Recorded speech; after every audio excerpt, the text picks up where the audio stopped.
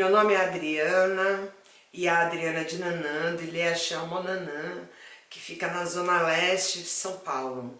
E, como sempre, tenho a grata satisfação de estar aqui mais uma vez com vocês.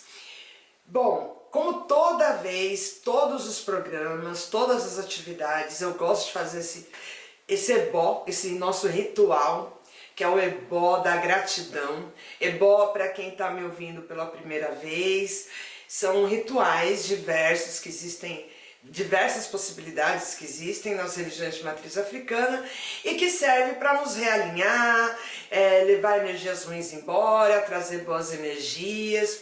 E temos os ebós comportamentais, que servem para quê? São sugestões de mudanças de comportamentos que são necessários, comportamentos que podem estar nos prejudicando nossa família ou até mesmo prejudicando a nossa comunidade. E esse exercício da gratidão é uma forma de nos forçar a reconhecer, muitas vezes até a ação do invisível, né? As bênçãos que a gente recebe muitas vezes na vida. Porque é muito comum a gente ficar preso só nas coisas ruins. Nós somos educados para valorizar muito mais as coisas ruins que acontecem nas nossas vidas do que as coisas boas. Tanto que, por exemplo, às vezes a pessoa fica casada por 30 anos. E aí quando separa, só fala das coisas ruins. Impossível em 30 anos só ter acontecido coisas ruins. Teve filhos, filhos são coisas boas. Teve realizações, aprendizados, bons momentos. E eu me forço, e eu levo vocês também nessa caminhada da gente se levar a pensar nas coisas boas e sermos gratos. Gratos pelas pequenas coisas, pois eu entendo que a vida ela é feita de momentos. O que a gente leva daqui são os momentos. A gente não leva dinheiro, a gente não leva os carros, não leva imóvel, a gente leva os bons e os maus momentos.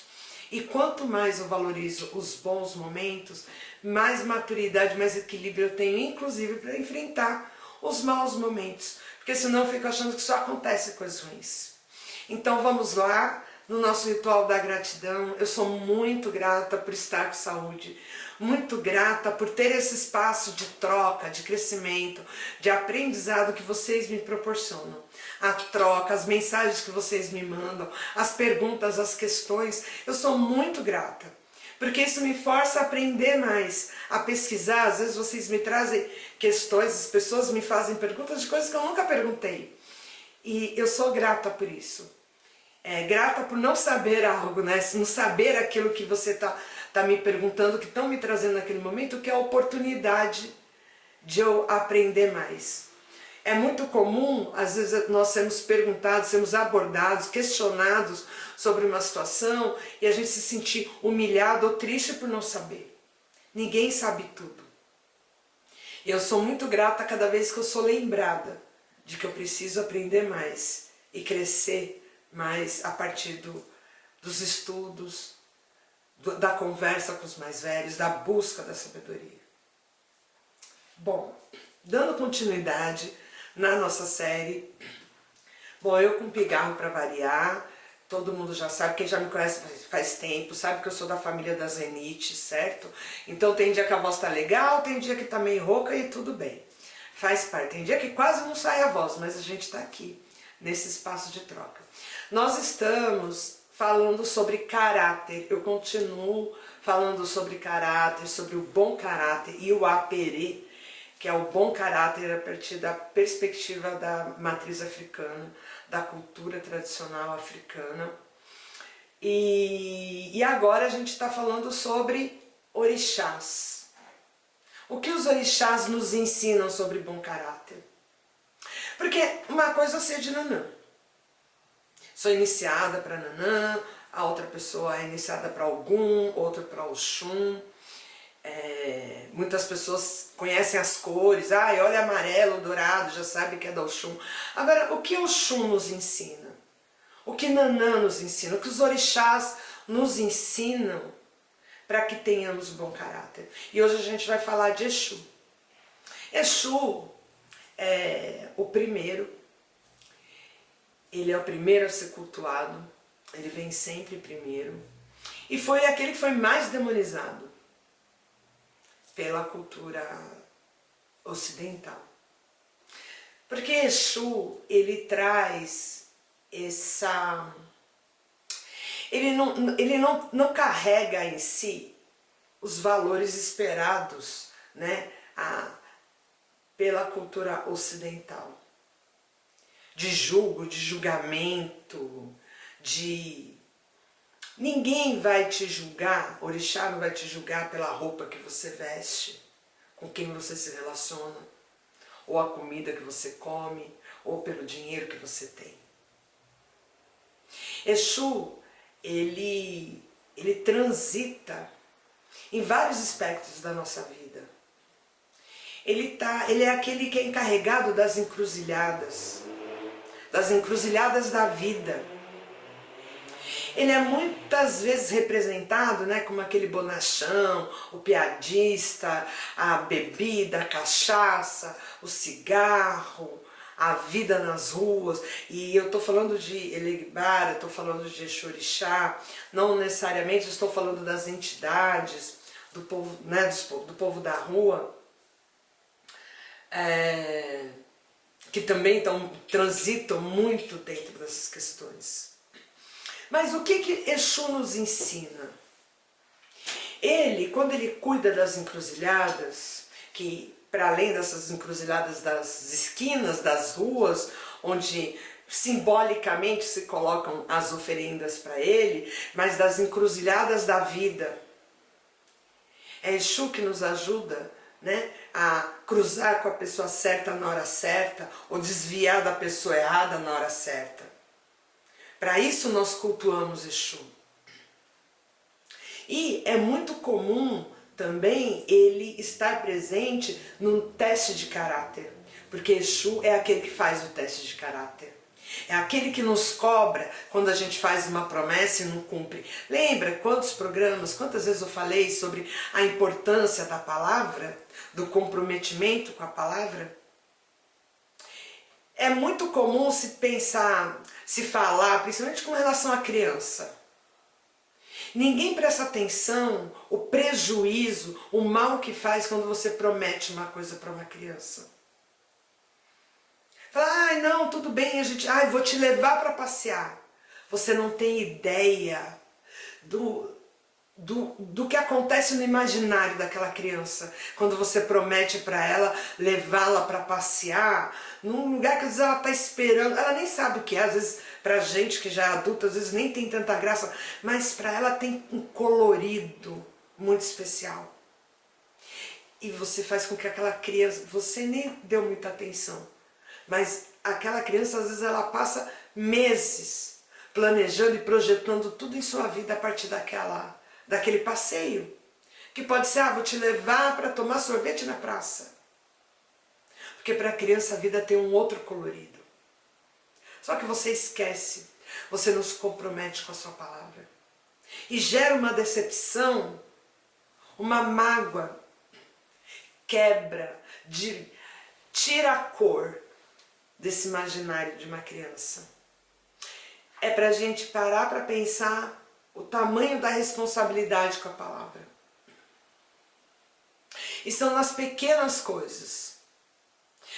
Você se compromete de assumir uma responsabilidade na família. E ou você não pensou muito antes de se comprometer, ou você se comprometeu ali para fazer uma boa aparência para o grupo, e quando vira as costas, não toca mais no assunto. Só que pessoas às vezes se projetam a partir daquele seu compromisso. No trabalho, você se compromete a entregar um trabalho, a resolver uma situação e não cumpre.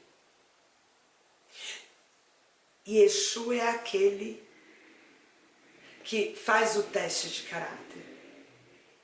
Porque ninguém nos conhece melhor do que Exu.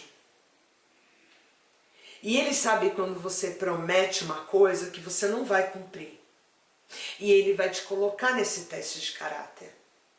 Onde a gente costuma brincar, pelo menos na minha família, né, na minha família de santo, que eu digo, olha, cuidado com as pegadinhas. Eu vou dar um exemplo. Mais um exemplo. É muito comum a gente não priorizar o nosso autocuidado. Nós somos educados para não se priorizar. A gente levanta para trabalhar doente ou sentar doente, faltando uma perna, caindo um pedaço, mas você não deixa de trabalhar. Só que você tem que fazer um check-up e você não vai. Precisa beber água, a gente esquece de beber água. Mil questões relacionadas ao cuidado. E a gente não faz. E o cuidado com a espiritualidade também faz parte. O culto. E aí cada um dentro da sua religião, dentro do seu caminho, dentro da sua matriz. Eu vou falar a partir da nossa perspectiva da matriz africana. No caso, no culto à ancestralidade. E você não prioriza. Você não prioriza isso. E aí você se compromete a fazer, mas não cumpre. E aí eu costumo dizer, um exemplo, a pessoa vai, se consulta, abre o jogo, consulta os búzios, aí sai os ebós, que são os tratamentos, os cuidados. Recomendado no jogo. E aí eu já aviso, olha, cuidado com as pegadinhas. Porque às vezes naquele dia a pessoa não tem o dinheiro para ela fazer o ebó. Ela não tem o dinheiro. E às vezes não tem sequer a perspectiva. E entra o dinheiro. Só que ela não prioriza fazer esse cuidado. E aí o teste de caráter entra o dinheiro que às vezes ela nem esperava. E era aquilo para ela fazer o ebó, para ela cuidar do culto. E mais, às vezes pagar as contas, resolver o resto do mês. Aí aparece um vizinho pedindo dinheiro emprestado. Ah, aquela marca, aquela calça que você está esperando há meses, entra em promoção. Ou a viagem que você tanto queria fazer, de repente te chamam para aquela viagem. E o que você faz? Você pega o dinheiro que entrou, percebe? Quando você veio, jogou, se consultou, marcou os ebós, você sequer tinha um recurso para fazer os ebós. Entra o dinheiro que você não esperava e você não prioriza. O que acontece? O dinheiro some. Você não consegue mais. Você não consegue. Vai conseguir num outro momento, mas você vai ter muito mais dificuldade. Aí aquilo que de cara foi fácil, isso é um teste de caráter. Uma pessoa que te devia te paga.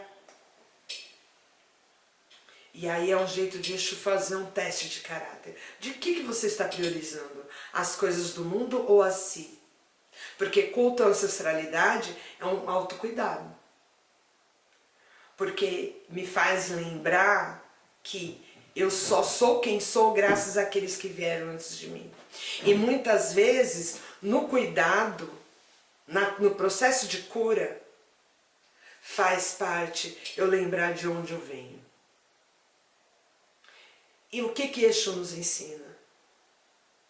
O compromisso com a palavra, porque você foi.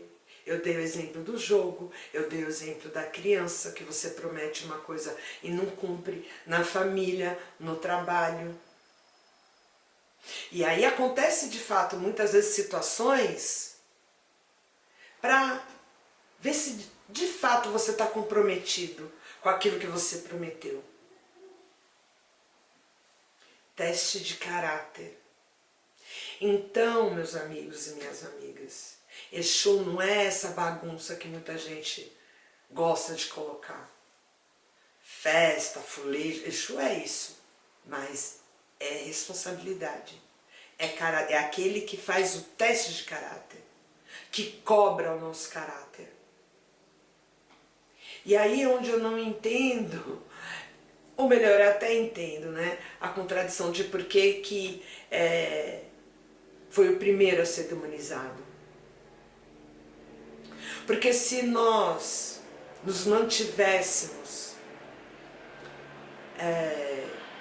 firmes no culto do bom caráter, Yuá, Pere, o bom caráter, a partir dessa perspectiva, dessa cultura, porque isso que eu estou dizendo está presente na cultura. na minha relação com o dinheiro, com os valores, o que eu dou mais importância? Isso significa, eu tenho que ir lá cultuar e não vou viajar, por exemplo? Sim, só que para você viajar saudável. Para que você possa aproveitar mais a vida. Porque nós cultuamos a vida, nós não cultuamos a morte. E quando se demoniza Exu, demoniza os nossos caminhos. Quando eu, uma mulher negra, nego e demonizo Exu, eu demonizo a minha ancestralidade, eu demonizo de onde eu vim. E passo a aderir uma postura e valores que não me pertencem, que só vão promover o meu fracasso e jamais a minha vitória.